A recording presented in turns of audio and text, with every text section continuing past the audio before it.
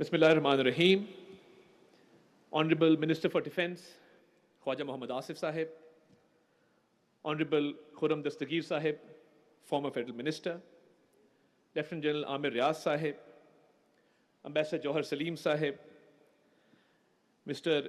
Ahmed Bilal Sufi Sahib, Meher Ali Shah Sahib, the Indus Water Treaty Commissioner, our esteemed guests from abroad, I would like to formally welcome Dr. Victor Gao, Madam Roxalana Zigon, Madam Laurie Watkins, and of course today's host, Madam Tania Francis.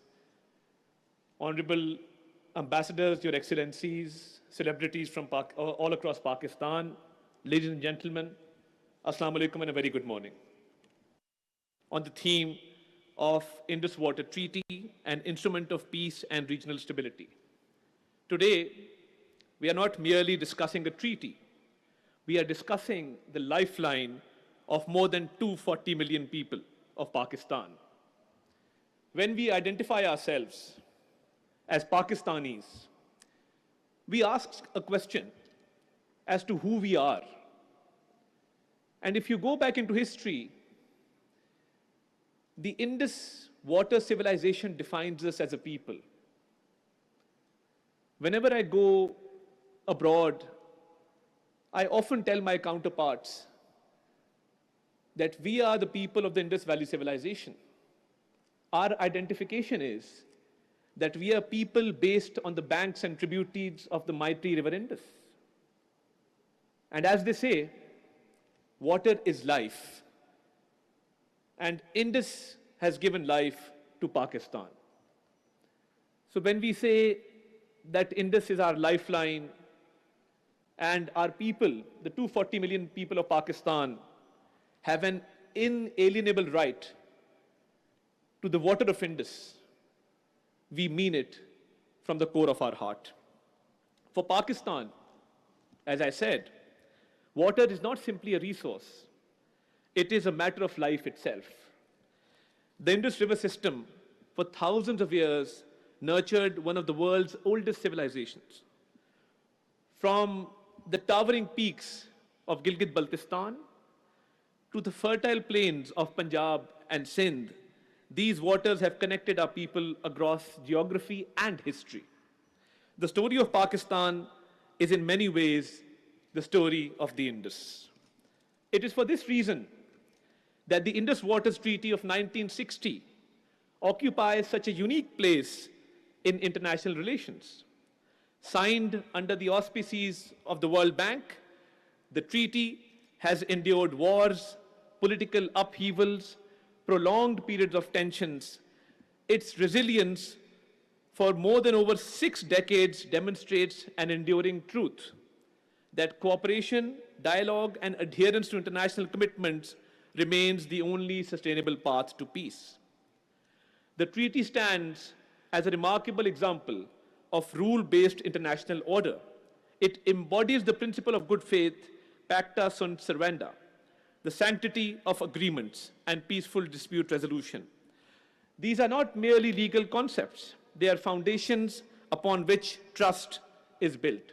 But ladies and gentlemen, as our national leadership has made it very clear, Prime Minister Shehbaz Sharif, Field Marshal Saeed Asim Munir, the Honorable Minister for Defence on various occasions has made it clear that the people of Pakistan have a right to the water of the Indus, and the Indus Water Treaty cannot be amended, revoked, suspended, or held in abeyance because it cannot be done unilaterally. This pact came into being after mutual consensus, and only mutual consensus can lead to any amendment or revision. India's failed attempt at unilaterally holding in abeyance this treaty has led to international embarrassment for India at various forums, including legal forums. So when an attempt is made, or a one-sided attempt is made to hold this treaty in abeyance, the moral, social, legal foundations of that attempt are extremely weak. And any structure which has weak foundations will fall flat on its face. Ladies and gentlemen, at a time when climate change is accelerating, glaciers are melting at unprecedented rates, and water scarcity is becoming one of the defining challenges of our era. Hence, the need to protect this treaty is of the essence. And a need was felt to bring international experts together on this forum today to speak about the sanctity of water, of climate change, of water scarcity, and most important of all, the sanctity of the agreement which is called the Indus Water Treaty. South Asia is home to nearly a quarter of humanity. Our collective future depends upon transforming water from a source of contention into a catalyst for cooperation. History teaches us that rivers do not divide civilization, they connect them. Rivers transcend borders, politics, and generations. They remind us that nature recognizes no boundaries and that humanity's shared challenges demand shared solutions. Any attempt to block or stop water will always fail because water will always find a way. The weaponization of water or attempts to unilaterally alter established arrangements undermine not only regional peace and stability, but also the broader framework of international law. International agreements, as I said, cannot be suspended or disregarded at convenience. Respect for treaties is indispensable for maintaining confidence among nations and preserving global order.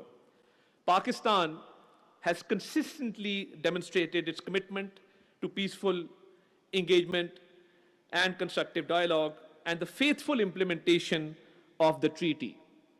But if an attempt is made to stop the water of Pakistan, our national leadership stands resolved to respond effectively to restore the water for the people of Pakistan.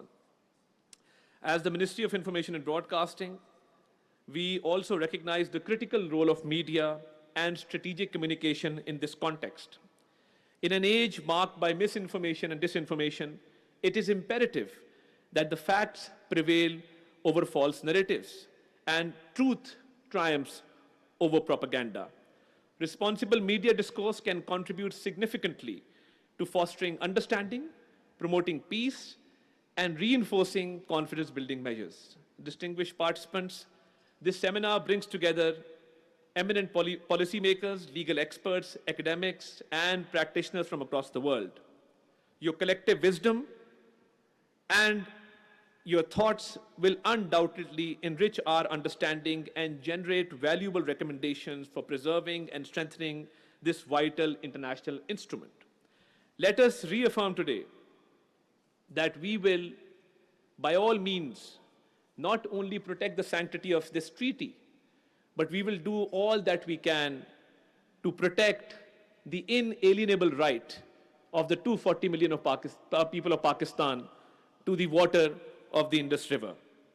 The waters of the Indus have flowed for millennia. They have witnessed transformations, yet they continue to sustain life with unwavering generosity. It is our collective responsibility to ensure that these waters remain a symbol of peace and shared prosperity for generations to come. I would also like to commend the Institute of Regional Studies and all partner institutions who have made this event possible today. And we collectively resolve today that we will do all that we can at all international forums, legally and otherwise, to ensure that the right to water of the Pakistani people is not only protected, but the world gets to see the attempts being made, the illegal attempts being made by India to alter or change this treaty, which it cannot do. And the right to water shall always remain very sacred. And the people of Pakistan, most of them who rely on agriculture for their livelihood and across Pakistan. So I think agriculture is the backbone of our country. And we are faced with challenges like climate change, but we must resolve today that this treaty shall prevail and Pakistan stands firm in its determination to protect the livelihoods and the lives of the people of Pakistan, which are linked to the Indus River. Thank you very much, Pakistan. Zindabad.